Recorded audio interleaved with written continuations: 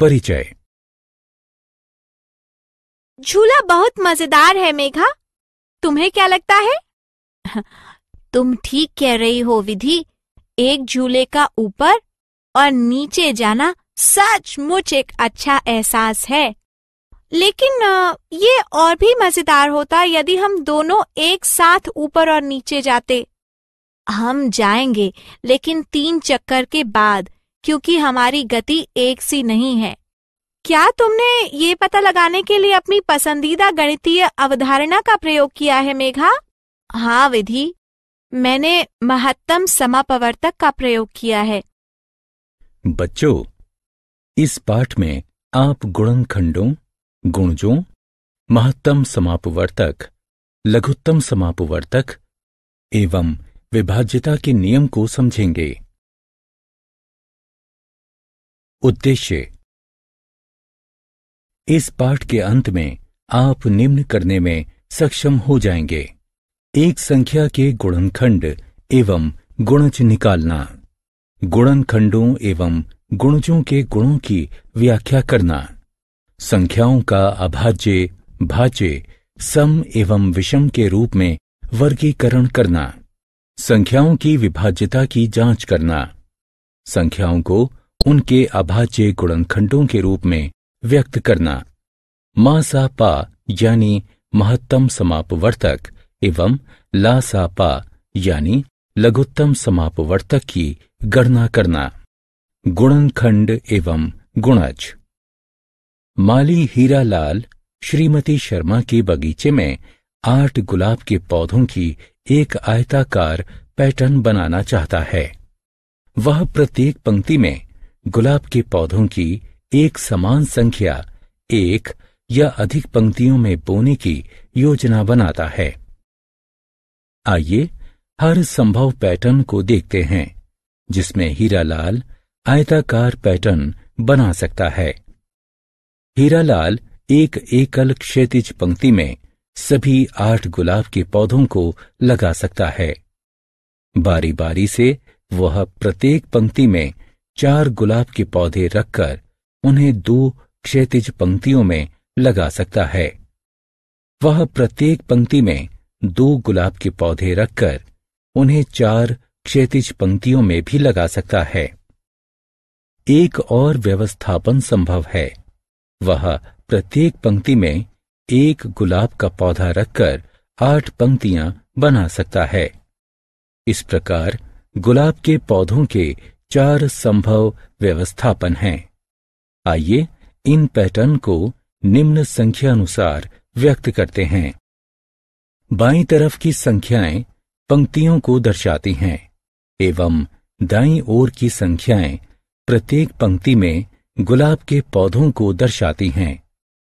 संख्याएं 1, 2, 4 एवं 8 को पूर्णतया विभाजित करती हैं तथा कोई शेष नहीं बचता है, अतः वे 8 के गुणनखंड हैं। एक संख्या के गुणनखंड वे संख्याएं होती हैं जो उस संख्या को पूर्ण रूप से विभाजित करती हैं। आइए अब 8 और 12 के गुणनखंडों की सूची बनाते हैं। 1, 2, 4 और 8 के गुणनखंड हैं। 1, 2, 3, 4, 6 और 12 के गुणनखंड हैं। अब 8 और 12 के गुणनखंडों की तुलना करते हैं। आप क्या देखते हैं? 1, 2 और 4, 8 और 12 दोनों के गुणनखंड हैं, अतः 1, 2 और 4 8 और 12 के सार्वगुणनखंड हैं। आइए एक और संख्या 7 के गुणनखंड निकालते हैं। 1 और 7 के गुणनखंड हैं। 7 और 8 एवं 7 और गुणनखंडों और गुणजों के गुण। संख्याओं के गुणनखंडों और गुणजों के कुछ विशिष्ट गुण होते हैं। एक को जिस संख्या से गुणा किया जाता है वही संख्या प्राप्त होती है, जैसे 1 गुणा 2 बराबर 2 प्राप्त होता है। 1 गुणा 3 बराबर 3, 1 गुणा 4 बराबर 4, 1 गुणा 5 बराबर 5 प्राप्त होता है। 1 प्रत्येक संख्या को पूर्ण रूप से विभाजित करता है, अतः 1 प्रत्येक संख्या का एक गुणनखंड है। प्रत्येक संख्या खुद को पूर्ण रूप से विभाजित करती है। जैसे 2 भाग 2 करने पर 1 प्राप्त होता है, 3 भाग 3 बराबर 1, 4 भाग 4 बराबर 1, अतः एक संख्या खुद का एक गुणनखंड होती है। एक संख्या को पूर्ण रूप से विभाजित करने वाली सबसे बड़ी संख्या वह खुद होती है। 2 को पूर्ण रूप से विभाजित करने वाली सबसे बड़ी संख्या 2 है। इसी प्रकार 3, 4, 5 और 6 वे बड़ी संख्याएं हैं जो क्रमशः 3, 4, 5 और 6 को पूर्ण रूप से विभाजित करती हैं। अतः प्रत्येक संख्या खुद का सबसे बड़ा गुणनखंड होती है। एक संख्या के गुणनखंड 1 और उसी संख्या की बीच की संख्याएं होती हैं। उदाहरण के लिए आइए 36 के गुणनखंडों को देखते हैं। 1, 2, 3, 4, 6, 9, 12, 18 और 36 36 के गुणनखंड हैं। अतः एक संख्या के गुणनखंड गणनीय एवं सीमित होते हैं। एक संख्या का 1 से गुणा करने पर वही संख्या प्राप्त होती है। उदाहरण के लिए 2 गुणा 1 बराबर 2 प्राप्त होता है, 3 गुणा 1 बराबर 3, 4 गुणा 1 बराबर 4, इसी प्रकार 5 गुणा 1 बराबर 5 प्राप्त होता है। अतः प्रत्येक संख्या खुद का गुणज होती है। एक से बड़ी अन्य सभी संख्याओं का एक संख्या के साथ गुणनफल खुद उस संख्या से अधिक होता है। संख्याओं का वर्गीकरण। संख्याओं को निम्न प्रकार से वर्गीकृत किया जा सकता है: अभाज्य, भाज्य, सम और विषम। आइए उन्हें एक एक करके देखते हैं। संख्या 7 पर विचार करते हैं। चलिए इसके गुणनखंडों की सूची बनाते हैं। आइए कुछ और संख्याओं एवं उनके गुणनखंडों को देखते हैं। इन संख्याओं के बीच क्या समानता है? इन सभी संख्याओं के केवल 2 गुणनखंड हैं, एक और वो संख्या खुद। वह संख्याएं जिनके केवल 2 गुणनखंड होते हैं, यानी एक और वो संख्या खुद, अभाज्य संख्याएं कहलाती हैं। एक अद्वितीय संख्या है जिसका केवल एक ही गुणनखंड होता है, एक या वो संख्या खुद। इरातोस्थीन्स नामक एक यूनानी गणितज्ञ ने 1 से 100 के बीच की अभाज्य संख्याओं का पता लगाने के लिए एक सरल विधि तैयार की थी। चलिए इस विधि को देखते हैं। हम 10 कॉलम की एक तालिका बनाते हैं। प्रथम कॉलम में हम 1 से लेकर 10 तक की संख्याओं की सूची रखते हैं। दूसरी तालिका में हम 11 से लेकर 20 तक की संख्याओं की सूची रखते हैं। आगे भी इसी प्रकार संख्याएं रखते हैं। इस प्रकार अंतिम कॉलम में हम 91 से लेकर 100 तक की संख्याओं को रखते हैं। हम उन संख्याओं को काट देते हैं जो अभाज्य नहीं हैं एवं उन संख्याओं पर घेरा बनाते हैं जो अभाज्य हैं। 1 अभाज्य नहीं है क्योंकि इसका केवल एक गुणनखंड है, हम इसे काट देते हैं। 2 एक अभाज्य संख्या है क्योंकि इसके ठीक 2 गुणनखंड हैं। हम इस पर एक घेरा बनाते हैं। हम 2 के सभी गुणजों को काट देते हैं। 3 अभाज्य है। हम इसके चारों तरफ एक घेरा बनाते हैं। हम 3 के सभी गुणजों को काट देते हैं। हम यह प्रक्रिया तब तक जारी रखते हैं जब तक कि 1 से लेकर 100 तक की सभी संख्याओं पर घेरा न लग जाए या फिर उन्हें काट न दिया जाए। इस तालिका को इरतोस्थीन्स की छलनी कहा जाता है। आत्म मूल्यांकन। स्तंभ का में दिए गए विवरणों का स्तंभ बा में दी गई संख्याओं के साथ मिलान कीजिए।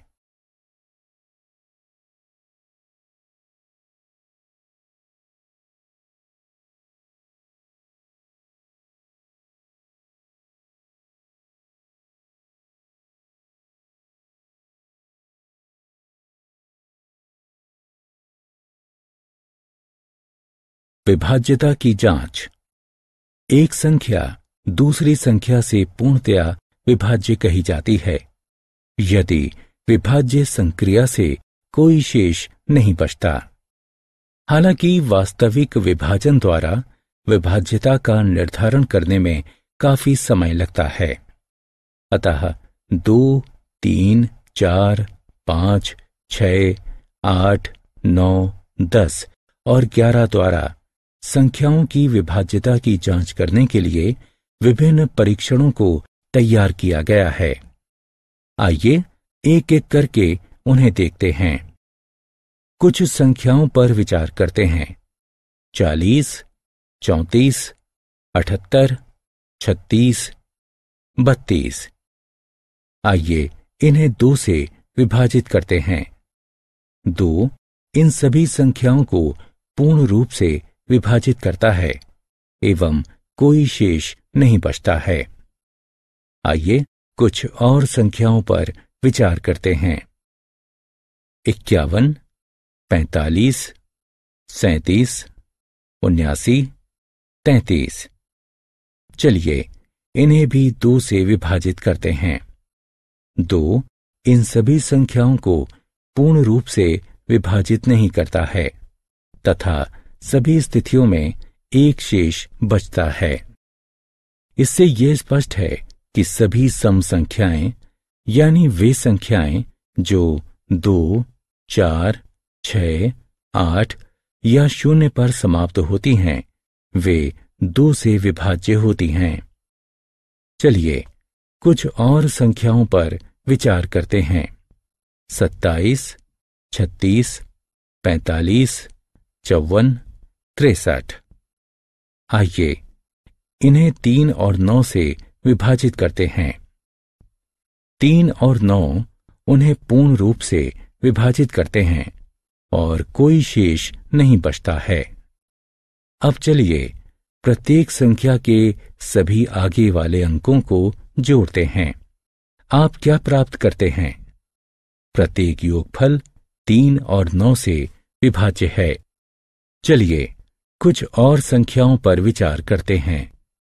76, 23, 53, 79, 41। आइए इन्हें 3 और 9 से विभाजित करते हैं। 3 और 9 उन्हें पूर्ण रूप से विभाजित नहीं करते। प्रत्येक संख्या के पहले अंकों को जोड़िए। आप क्या प्राप्त करते हैं? योगफल 3 और 9 से विभाजित। चलिए कुछ और संख्याओं पर विचार करते हैं। 20, 35, 45, 50, 60। आइए इन्हें 5 से विभाजित करते हैं। 5 इन सभी को पूर्ण रूप से विभाजित करता है। अब संख्याओं के अंतिम अंकों को देखिए। वे या तो 5 हैं या 0 हैं। इन संख्याओं पर विचार करते हैं। 90, 50, 60, 70, 40। आइए इन्हें 10 से विभाजित करते हैं। 10 इन्हें पूर्ण रूप से विभाजित करता है। सभी संख्याएं जो 10 से विभाज्य हैं वे शून्य पर समाप्त होती हैं। कुछ और संख्याओं पर विचार करते हैं। 46, 73, 89, 72, 51। ये संख्याएं ना तो 5 से विभाज्य हैं और न ही 10 से। इनमें से कोई भी 5 या 0 पर समाप्त नहीं होती है। अतः हम कह सकते हैं कि यदि एक संख्या के अंतिम अंक 5 हों या 0 हो तब वह संख्या 5 से विभाज्य होती है, और यदि एक संख्या का अंतिम अंक 0 है तब वह संख्या 10 से विभाजित होती है। चलिए अब कुछ और संख्याओं पर विचार किया जाए। 9383, 7986, 8382। दाएं से शुरू करते हुए विषम और सम स्थानों पर स्थित अंकों को अलग अलग जोड़िए। योगफलों के बीच का अंतर या तो 0 होगा या 11 होगा, जो कि दोनों 11 से विभाज्य हैं। कुछ और संख्याओं पर विचार करते हैं। 4231, 5466। योगफल का अंतर 4 और 1 है, जो कि 11 से विभाज्य नहीं है। अब संख्या 16 पर विचार करते हैं। 8 16 को पूर्ण रूप से विभाजित करता है। 8, 2 और 4 के गुणनखंड भी 16 को पूर्ण रूप से विभाजित करते हैं। अतः हम कह सकते हैं, यदि एक संख्या दूसरी संख्या को पूर्णतया विभाजित करती है तब इसके आत्म मूल्यांकन सही विकल्प को उठाकर उसके संगत स्थान पर रखें। अभाज्य गुणनखंडन। एक संख्या का गुणनखंडन एक संख्या को उसके गुणनखंड के रूप में व्यक्त करना है। इस प्रकार 48 को 12 गुणा 4 के रूप में व्यक्त करना गुणनखंडन है। इसी प्रकार 6 को 3 गुणा 2 के रूप में लिखना भी गुणनखंडन है। लेकिन दोनों के बीच एक अंतर है। 48 के गुणनखंड भाज्य हैं, जबकि 6 के गुणनखंड अभाज्य हैं। एक संख्या को उसके अभाज्य गुणनखंडों के गुणनफल के रूप में व्यक्त करना अभाज्य गुणनखंडन कहलाता है। आइए कुछ संख्याओं पर अभाज्य गुणनखंडन का प्रदर्शन करते हैं। 48 बराबर 12 गुणे 4। 12 3 गुणे 4 है, इसलिए 48 को 3 गुणे 4 गुणे 4 के रूप में गुणनखंडित किया जा सकता है। 4 2 गुणा 2 है, इसलिए 48 को 3 गुणे 2 गुणे 2 गुणे 2 गुणे 2 के रूप में गुणनखंडित किया जा सकता है। 48 को अब उसके अभाज्य गुणनखंडों में व्यक्त किया गया है। अभाज्य गुणनखंडनों को गुणनखंड वृक्ष की सहायता से चित्रीय रूप में भी व्यक्त किया जा सकता है। अभाज्य संख्याओं से विभाजन की पुनरावृत्ति करते हुए बड़ी संख्याओं को अभाज्य गुणनखंडित किया जाता है, जब तक कि भागफल खुद अभाज्य संख्या प्राप्त नहीं हो जाता। आइए विभाजन विधि द्वारा 430 का अभाज्य गुणनखंडन करते हैं। सर्वप्रथम हम 430 को अभाज्य गुणनखंड 2 से विभाजित करते हैं। तत्पश्चात हम भागफल 215 को अभाज्य गुणनखंड 5 से विभाजित करते हैं एवं भागफल 43 प्राप्त करते हैं।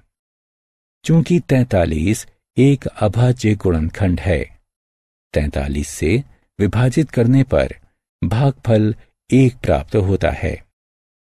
430 को अभाज्य गुणनखंडों के गुणन के रूप में व्यक्त कीजिए। अभाज्य गुणनखंडनों के प्रयोग।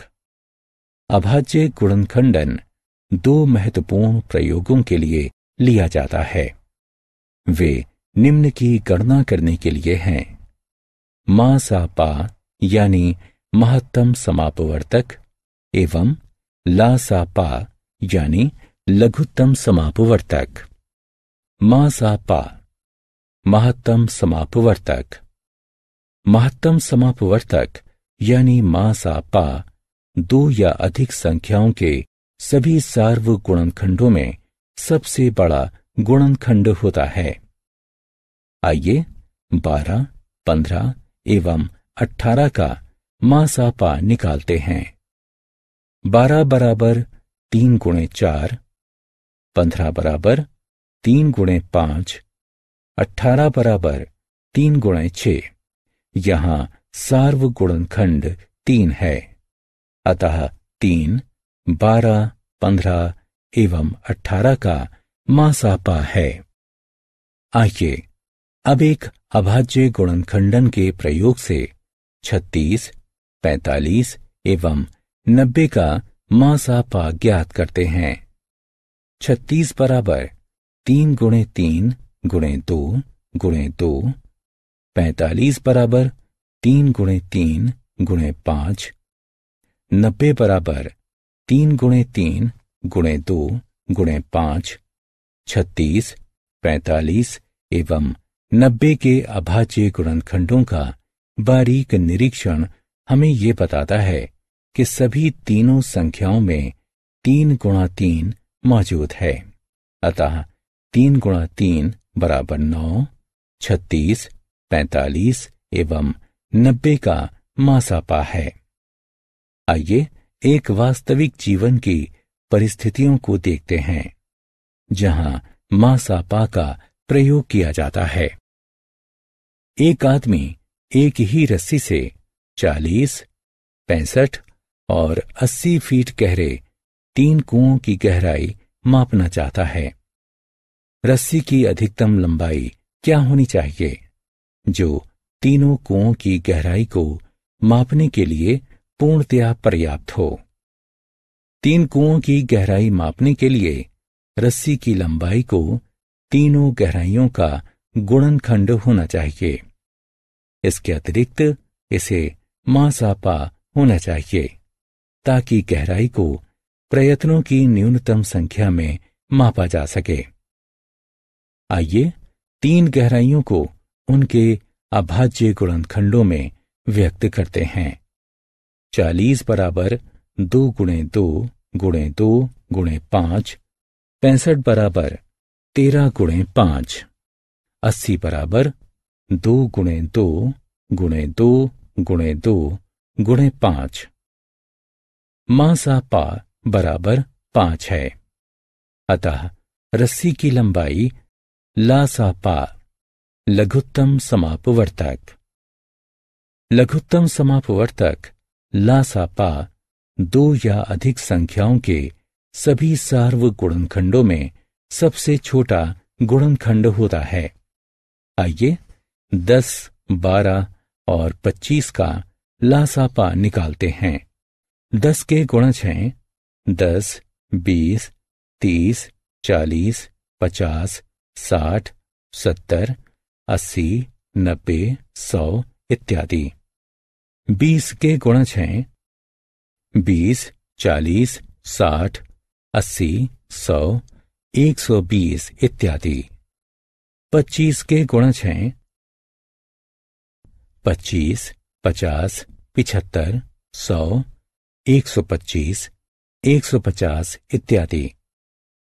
10, 20 और 25 का प्रथम सार्वगुणज 100 है, अतः 10, 20 और 25 का ला सा पा 100 है।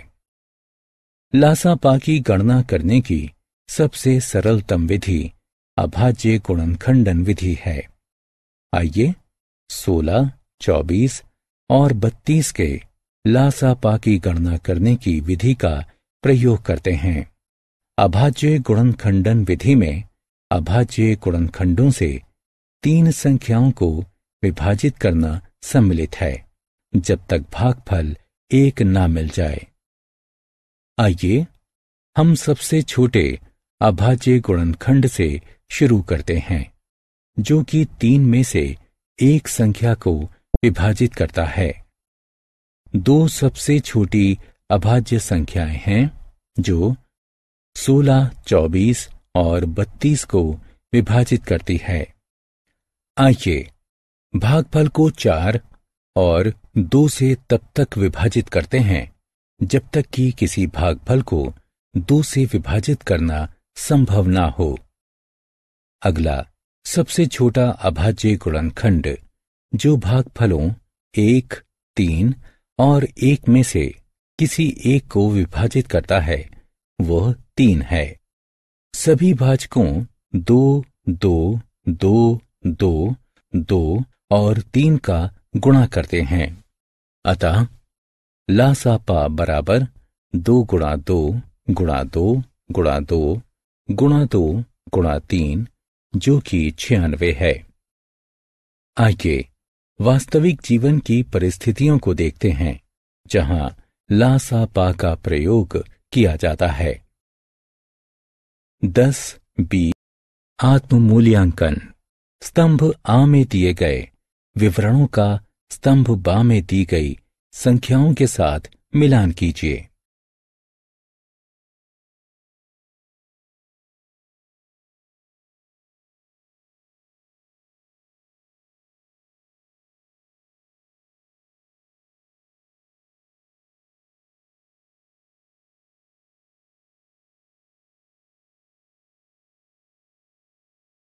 सारांश। आइए हमने जो कुछ सीखा है उसे संक्षेप में दोहराएं। एक संख्या का गुणनखंड उस संख्या को पूर्ण रूप से विभाजित करता है। सह अभाज्य गुणनखंडों का सार्व गुणनखंड 1 होता है। एक संख्या के गुणनखंड सीमित होते हैं। एक संख्या के गुणज एक संख्या के दूसरी संख्या के साथ गुणनफल होते हैं। एक संख्या के गुणज असीमित होते हैं। अभाज्य संख्याओं के केवल 2 गुणनखंड होते हैं।